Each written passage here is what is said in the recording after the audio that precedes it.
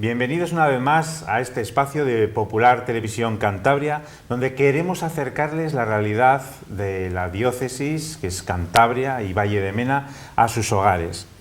Hoy vamos a tratar aquí, desde el plató de Popular Televisión de Cantabria, el pasado, presente y futuro de los abusos en la Iglesia y de la protección de menores. Para ello contamos con una experta que está formando en estos días a sacerdotes, a agentes de pastoral, educadores en diócesis de toda España y precisamente también aquí, en Cantabria.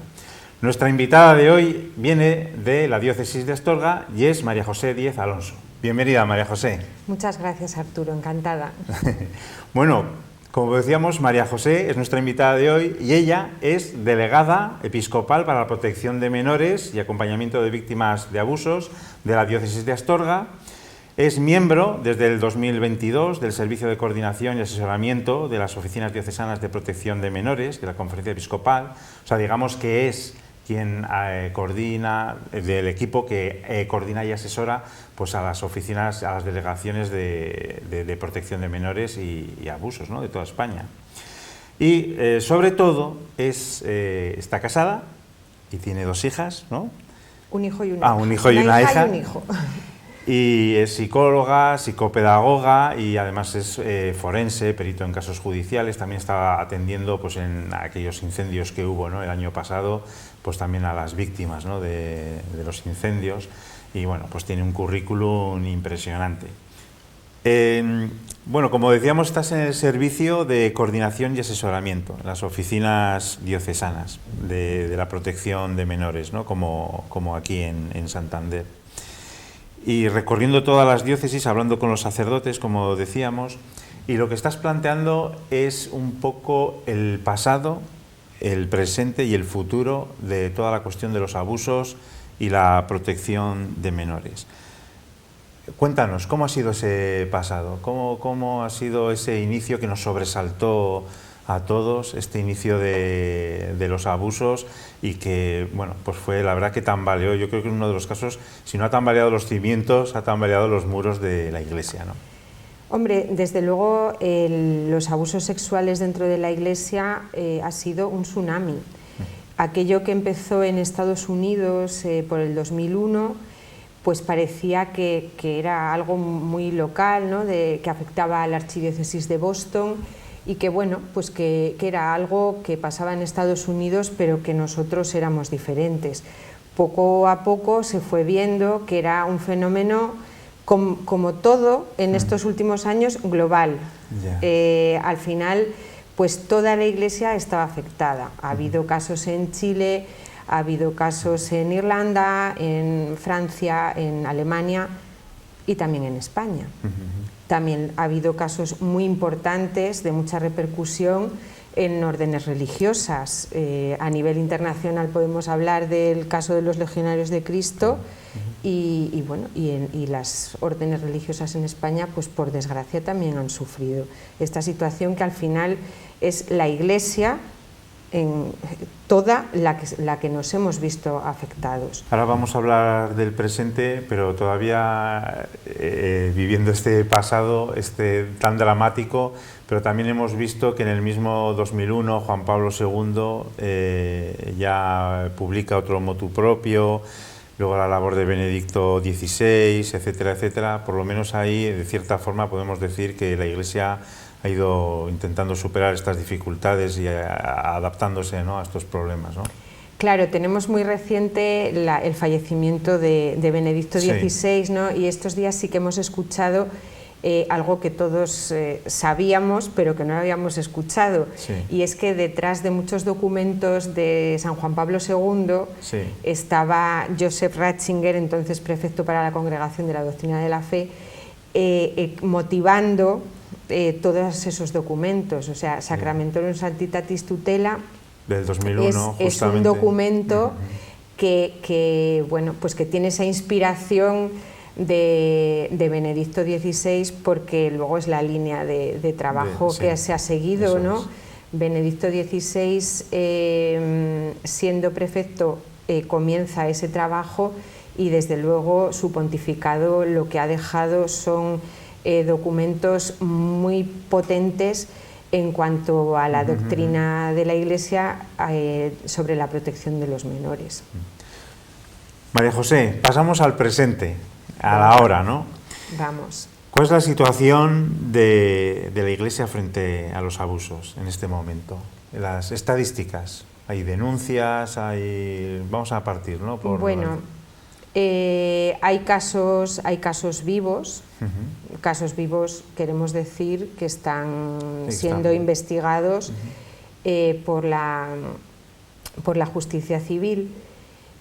Pero bueno, esos datos coinciden lo que dice la Fiscalía y lo que dice la Fundación ANAR en su último estudio.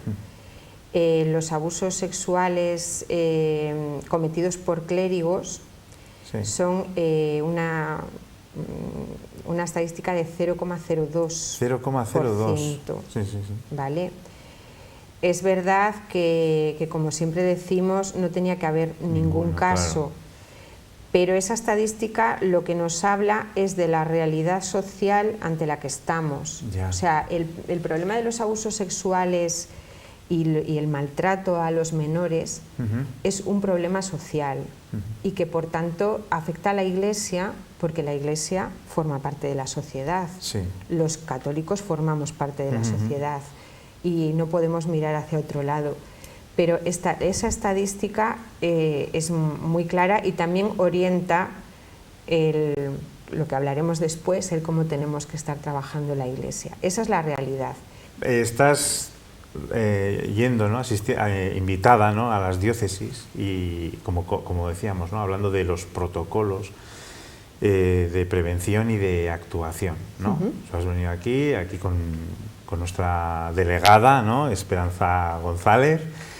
Y bueno, me gustaría saber qué cuestiones has planteado respecto a los protocolos de prevención y de actuación, ¿no? Esto que estás contando a los curas, a los sacerdotes aquí en Cantabria, también al público en general, a todos los agentes y a los educadores, ¿no?, también.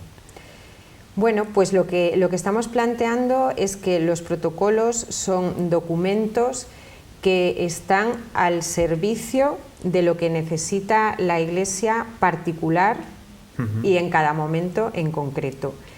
¿A qué me refiero con esto? Bueno, pues que el protocolo no es un documento que lo elaboramos hoy y hasta dentro de 10 años no lo revisamos. El documento tiene que estar vivo y tiene que ser adaptable y manejable pues a la realidad concreta.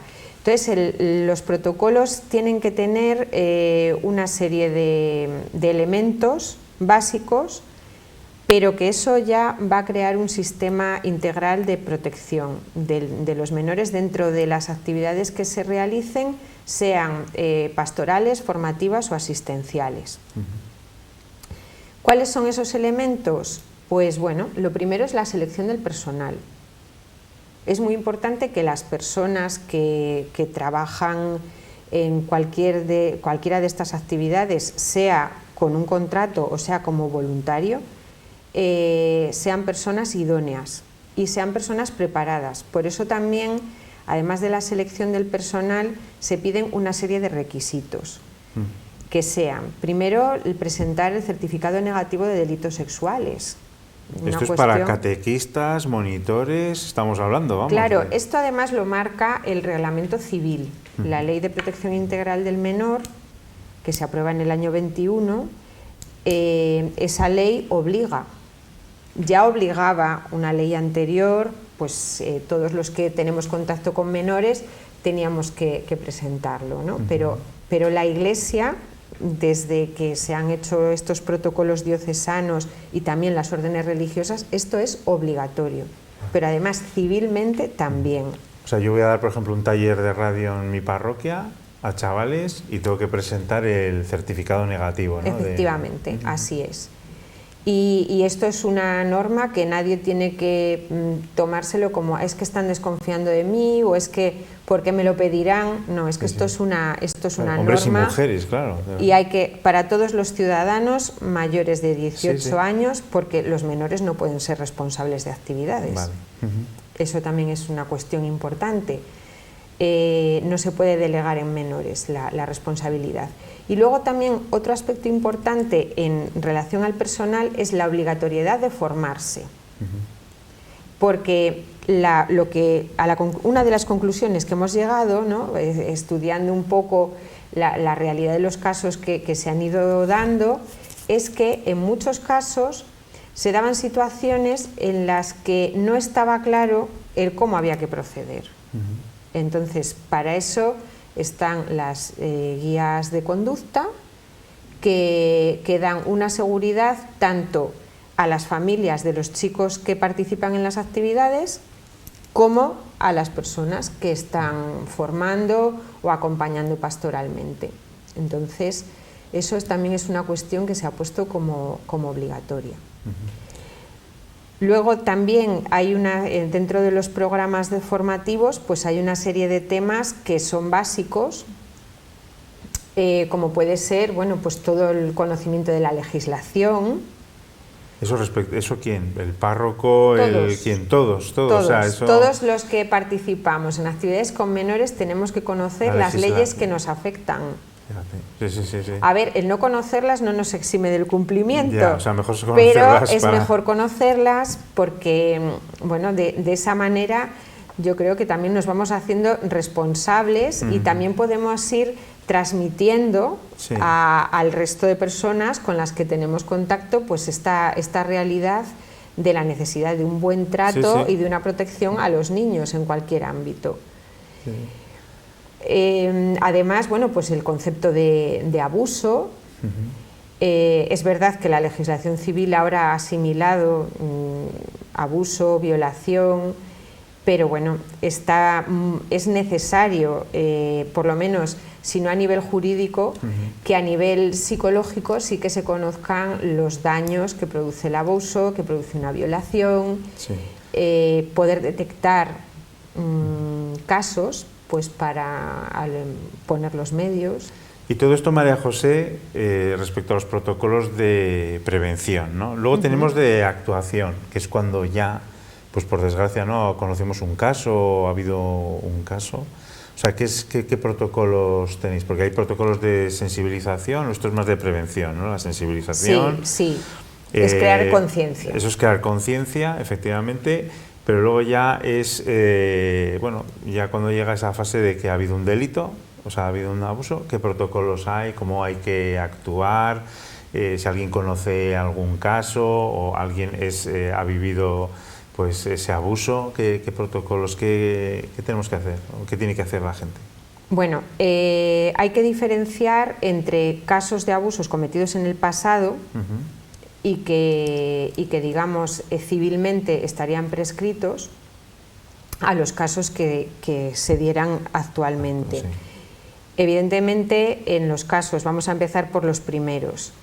Cuando una persona se dirige a una diócesis, normalmente a través de la oficina de víctimas, pues lo primero que se hace es, lo antes posible, poder tener una reunión con esa persona, poder hablar con ella, escucharla, acompañarla.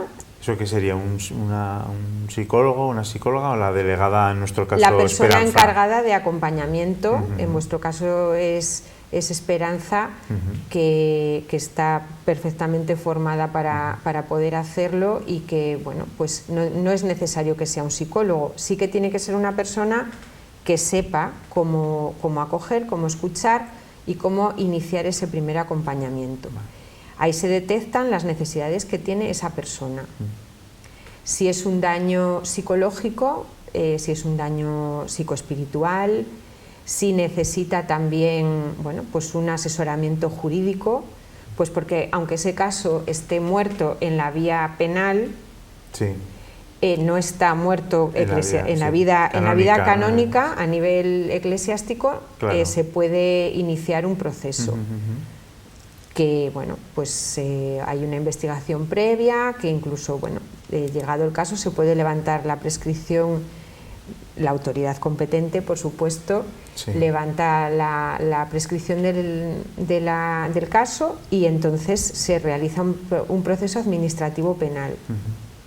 pero eso es vía judicial. Sí. Durante todo ese proceso el acompañamiento tiene que darse mientras esa persona lo necesite. Y lo puede necesitar esa persona y lo puede necesitar también su familia y lo puede necesitar la comunidad en donde ha pasado ese suceso. Entonces, digamos que aunque sean hechos del pasado, para la Iglesia no están pasados, están vivos. Como dice el Papa al inicio del motu propio, si un miembro sufre, pues sufrimos todos. Sí.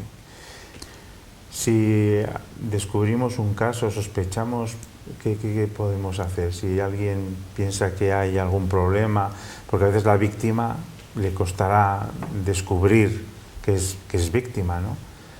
¿Cómo podemos hacer? Bueno, si tenemos una sospecha es porque tenemos alguna información.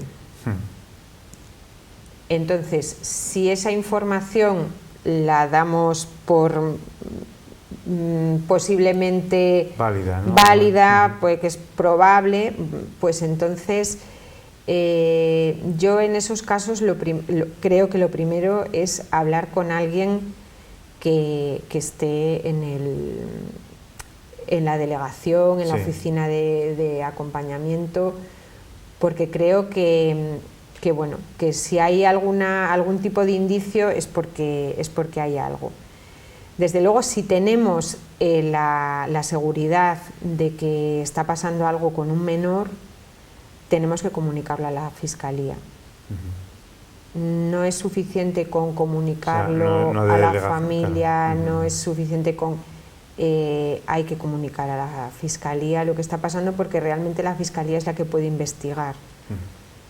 Yo insisto mucho en que para investigar están las autoridades competentes. Todos los demás estamos para recibir noticias y para, en el caso de las oficinas, colaborar, acompañar, pero las investigaciones es un tema muy delicado, que además el hecho de querer saber más puede incluso viciar la investigación que luego se haga. Entonces conviene ser ahí muy prudentes.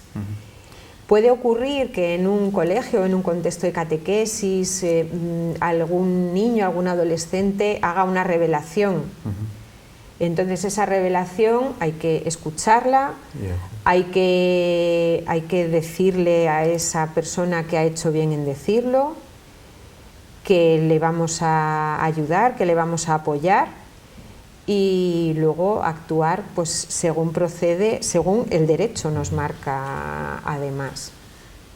María José, vamos finalizando ya pues esta entrevista, podemos estar mucho tiempo desde luego, pero háblanos del futuro, háblanos de ese futuro que en algún momento te he oído de que hay que colaborar en red, que ya lo acabas de decir ahora, ¿no? Lo importante es colaborar con las autoridades competentes.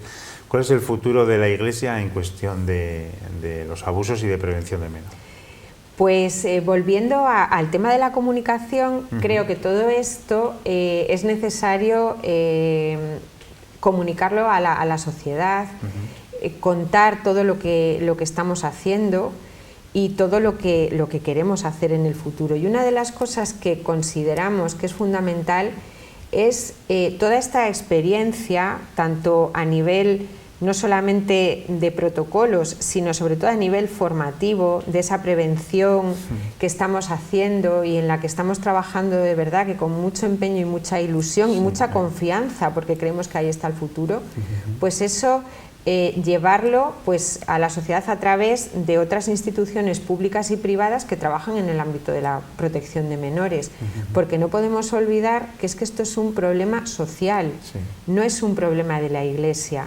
De alguna forma a lo mejor, y por eso tenemos tanto miedo a hablar de esto, porque parece que es un problema de la Iglesia, cuando en realidad es un problema de la sociedad. Claro. Simplemente preguntarte si alguien quiere más información, ¿hay una página web o...? Que yo lo sé, que hay una página web. Hay una de hecho, hemos puesto carteles. Hay una página web.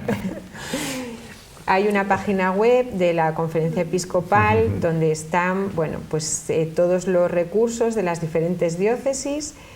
Y bueno, también tenemos que decir que tanto la Conferencia Episcopal como la Confederación de Religiosos Españoles pues estamos trabajando unidos, porque esto es una cuestión de la Iglesia. Entonces, aunque los recursos de las diócesis están para dar luz, pues también hay congregaciones religiosas que tienen recursos muy interesantes y que al final somos la misma Iglesia.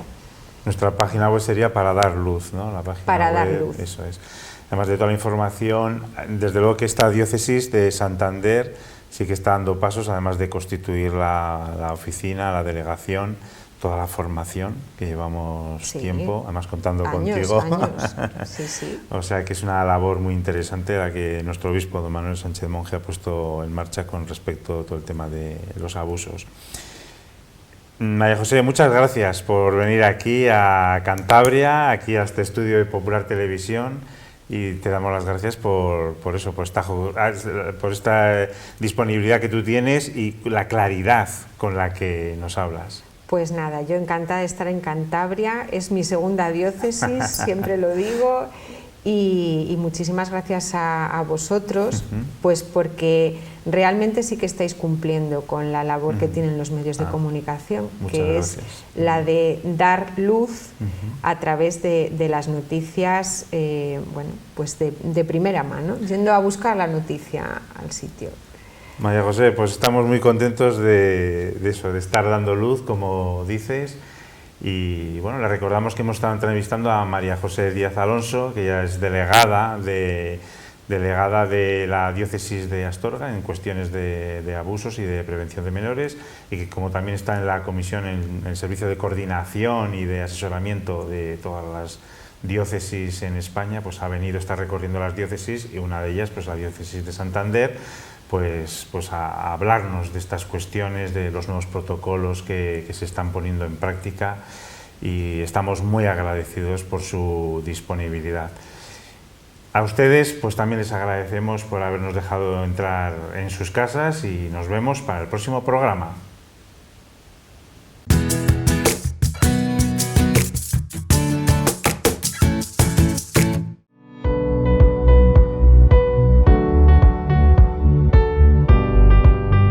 El pasado viernes 20 de enero y sábado 21, la delegada episcopal de la Protección de Menores y Acompañamiento a las Víctimas de Abusos, María José Díez, impartió 3 sesiones informativas a los presbíteros, a los agentes de pastoral y a los educadores de la diócesis.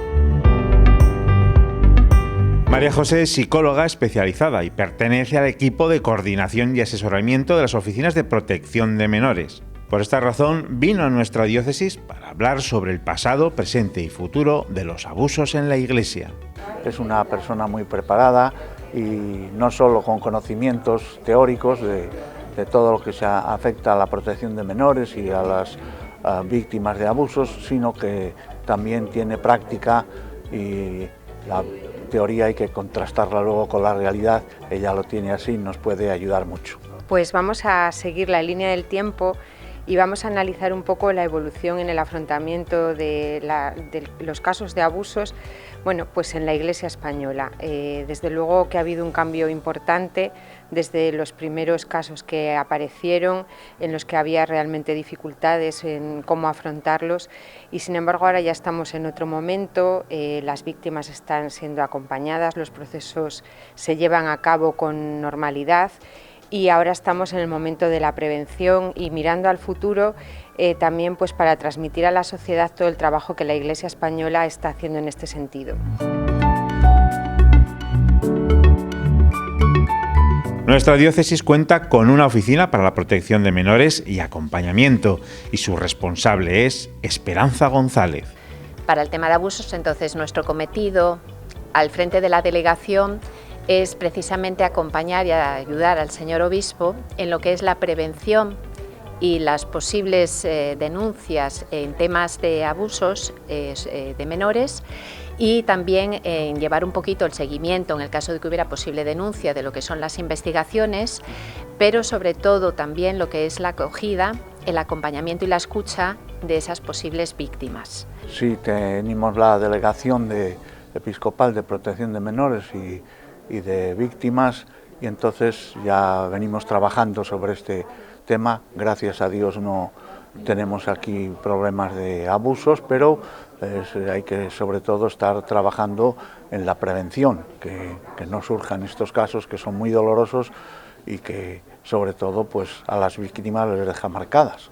La víctima, sobre todo, lo que necesita es ser restaurada, porque tiene una gran herida y una profunda herida que le ha condicionado totalmente toda su vida. Entonces, realmente nuestra delegación lo que pretende precisamente es ser un cauce para ayudarle a curar esa herida, primero pidiéndole perdón, como ya se ha pedido, y seguiremos pidiendo perdón, porque esto en la Iglesia no puede suceder, y también ayudarle y acompañarle a curar esa herida y a cerrar esa herida, que no es nada fácil, nosotros lo sabemos, y queremos precisamente ser esa mano tendida que les pueda ayudar, porque precisamente por quien se han sentido heridos ha sido por miembros de la Iglesia. Lógicamente nos corresponde a nosotros también ayudar a sanar pues todo ese dolor y ese sufrimiento. María José dedicó el viernes y el sábado en dar a conocer los protocolos de actuación y prevención en caso de abusos. Los protocolos, desde que se han puesto en funcionamiento, sobre todo lo que son documentos vivos, es decir, se van adaptando a las circunstancias, pero sobre todo se están aplicando. Es decir, cuando una persona denuncia, se dirige a una diócesis en nuestro caso, ¿no?, lo que se hace es tener una entrevista con esa persona y empezar un proceso de escucha y de acompañamiento en todos los aspectos, en el psicológico, en el jurídico y también en el espiritual. Y luego, además, lo más potente de los protocolos es los niveles de prevención. Estamos trabajando tanto en la información, en la sensibilización, pero también estamos haciendo lo que se llama prevención secundaria, es decir, en todos aquellos espacios en los que tenemos contacto con menores o personas vulnerables, bueno, pues procuramos estar preparados y formados para poder detectar señales y, en la medida de lo posible, poder actuar con la mayor celeridad posible y que estas personas estén protegidas. También no podemos olvidar que el nivel terciario, ese de acompañar a las víctimas, es importante, pero también tenemos que dar un paso más y también atender a los victimarios. Ahí ya estaríamos en un cuarto nivel de atención que es importante y que, bueno, pues que ahora mismo también puede ser uno de los puntos fuertes a trabajar. Los victimarios te refieres a los abusadores, ¿no? Sí, las personas que han cometido esos delitos y que, bueno, pues que también tienen una herida del pasado, pero que también tienen una herida que reparar ahora en el presente, y la Iglesia, que es madre, pues no puede mirar tampoco, no puede dejarlos de lado. En la diócesis de Santander no se ha denunciado ningún caso de abusos. Por esa razón, la prevención, formación y sensibilización es tan importante. Bueno, pues sobre todo creo que tenemos que mentalizarnos, tenemos que ser sensibles a esta lacra, a este problema social, y desde luego no podemos mirar hacia otro lado como Iglesia, tampoco como ciudadanos, y tendremos que aprovechar todos los recursos que tenemos a nuestra disposición para informarnos, para formarnos y para así poder buscar la verdad, que la tenemos cerca, pero que muchas veces no la vemos, pues porque no queremos tampoco ver la realidad.